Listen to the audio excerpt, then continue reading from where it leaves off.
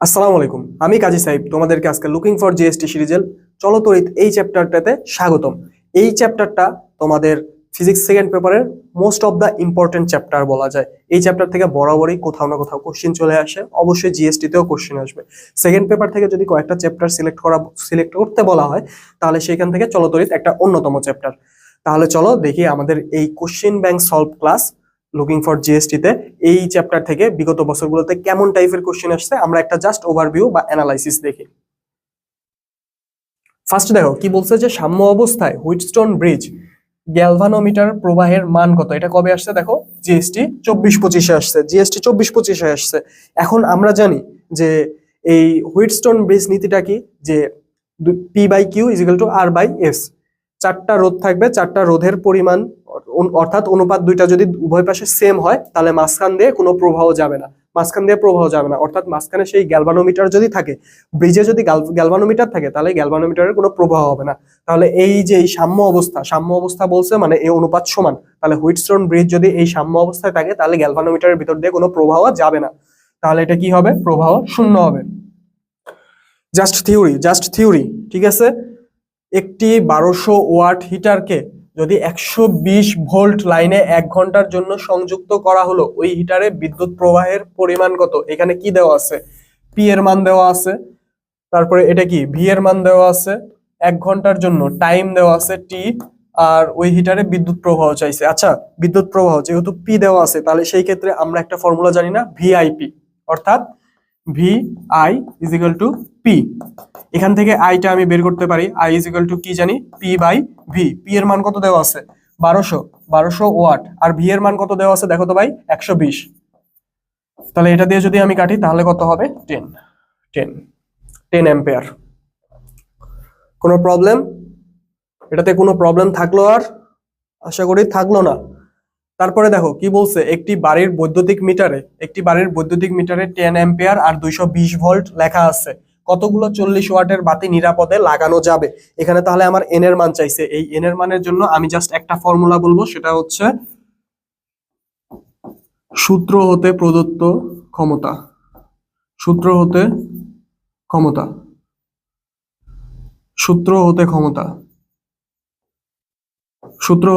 আর নিচে কি, প্রদত্ত ক্ষমতা। এটা কি, সূত্র হতে ক্ষমতা আর প্রদত্ত ক্ষমতা। ভাই এই বিষয়টা কি, সূত্র হতে এই যে তোমাদের যে ফার্স্টে এইখানে যে একটা বাতির গায়ে যে লেখা থাকবে না, এই লেখাতে কি কি দেওয়া আছে, এখানে আই দেওয়া আছে আর ভি দেওয়া আছে। এইখান থেকে আমি একটা ফর্মুলা ক্ষমতা নির্ণয় করতে পারি। আর এই যে এইখানে আরেকটা ক্ষমতা দেওয়া আছে, এটাই হচ্ছে প্রদত্ত। আর এটা কি, সূত্র হতে। তাহলে এটা আমি এখন অ্যাপ্লাই করতে পারবো। তাহলে এখানে সূত্র কি, ভিআই পি সমান, তাহলে ভিআই আর নিচে আরেকটা পি। এখন ভিআই এর মান তাহলে এখানে কত হয়, 220 ইন্টু 10 ডিভাইডেড বাই নিচে পি এর মান কত, 40। এই শূন্য কাটা, 4 দিয়ে যদি আমি এটাকে কাটি, তাহলে 4 5 20, 4 5 20 55, তাহলে কত আসলো, 55। তাহলে কয়টা বাতি নিরাপদে লাগানো যাবে, 55টা বাতি নিরাপদে লাগানো যাবে। ওকে, তারপরে নেক্সট কোশ্চেন কি বলছে, ডান পাশের বর্তনীর প্রবাহ মাত্রা কত। ডান পাশ ওই পাশে ছিল, বাট কোশ্চেন স্লাইডে লেখার জন্য ডান পাশটা এখন বাম পাশে। ওকে, তাহলে এই জায়গায় আমার আয়ের মানটা বের করতে হবে। তাহলে এখানে ফার্স্টে আগে আমার কি করতে হবে, তুল্য রোধটা বের করতে হবে। দেখো দুইটা সেম পরিমাণ রোধ যদি সমান্তরালে থাকে, তাহলে সেই ক্ষেত্রে কি, রোধ অর্ধেক হয়ে যায়। তাহলে এই দুইটা যদি আমি ক্যালকুলেট করি, তাহলে সেটা কি হবে, 1 আর এখানে ইয়াতে কত আছে, শ্রেণীতে কত আছে, 4। তাহলে টোটাল এখানে তুল্য রোধ কত হইলো, 5। এখানে 12 ভোল্ট আর 2 ভোল্ট, এই দুইটা যদি মাইনাস করি, তাহলে কত হয়, অ্যাকচুয়ালি নিট কত আসবে, 10 ভোল্ট। তাহলে এখানে ভি ইজিক্যাল টু অথবা ই ইজিক্যাল টু আমি লিখতে পারি 10 ভোল্ট। এখন আই এর ফর্মুলা আমরা কি জানি, আই ইজিক্যাল টু ই অথবা ভি বাই আর। তাহলে ই এর মান কত, 10 ডিভাইডেড বাই আর এর মান কত, 5, কাটলে কত, 2। তাহলে কত বাড়াইলো, 2 অ্যাম্পিয়ার বাড়াইলো, 2 অ্যাম্পিয়ার।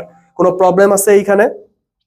কোশ্চেন কিন্তু এইভাবেই সলভ করতে হবে জিএসটি তে। এখন তোমাকে ধরে ধরে এইখানে বোঝানোর আমার কিছু নাই, যে সলভ বা সলিউশন লিখে আর সমান এত দেওয়া, তারপরে কিভাবে এই দুইটা ক্যালকুলেট করব, এই দুইটা সমান আমি কি জানি, দুইটার গুণফল নিচে দুইটার যোগফল, এইভাবে করে করে এই একটা একটা করে বের করে ধরে এখন কিন্তু করার টাইম নাই। এখন তুমি অ্যাডমিশনে আসছো ভাই, এখন একাডেমিক ফেজে নাই।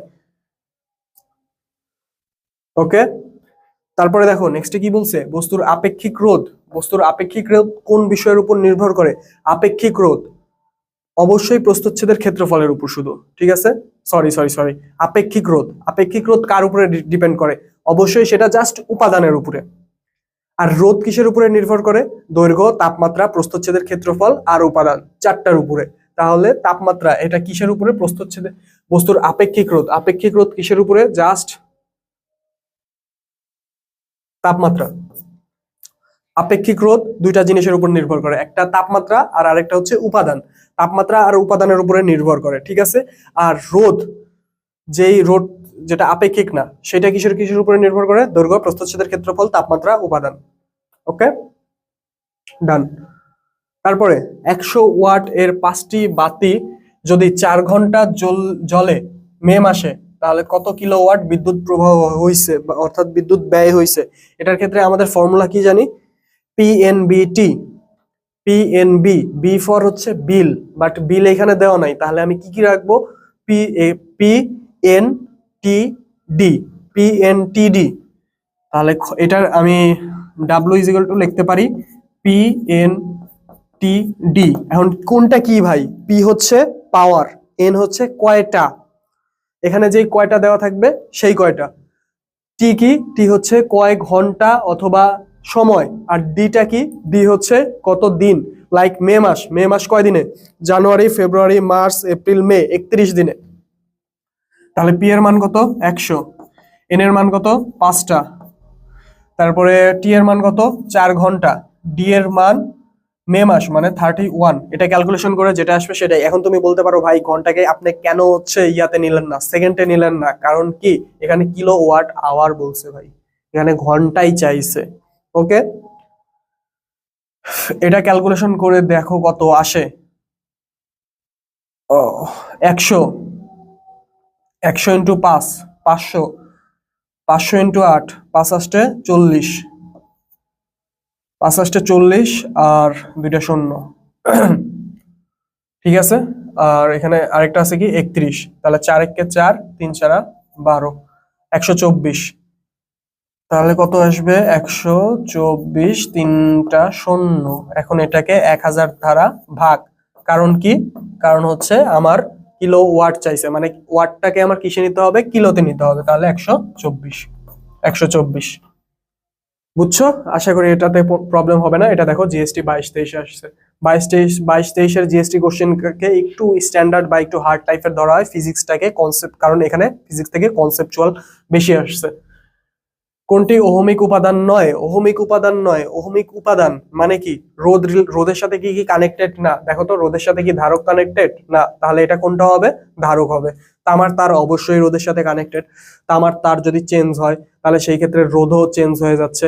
তামা থেকে যদি সেটাকে আমি অ্যালুমিনিয়াম অথবা সিলভারে নেই, তাহলে সেই ক্ষেত্রে কি আমার ওটা এখানে রোধটা কি চেঞ্জ হয়ে যাচ্ছে না? অর্থাৎ আপেক্ষিক রোধ বা রোধ বলো, সবই তো চেঞ্জ হয়ে যাচ্ছে। রোধকও তো তোমার ইয়ার সাথে রিলেটেড, অর্থাৎ আহমিক বা রোধের সাথে রিলেটেড। শুধু ধারকটা কি? ধারকটা হচ্ছে অহমিক না, অহমিক, অহমিক, অহমিক না।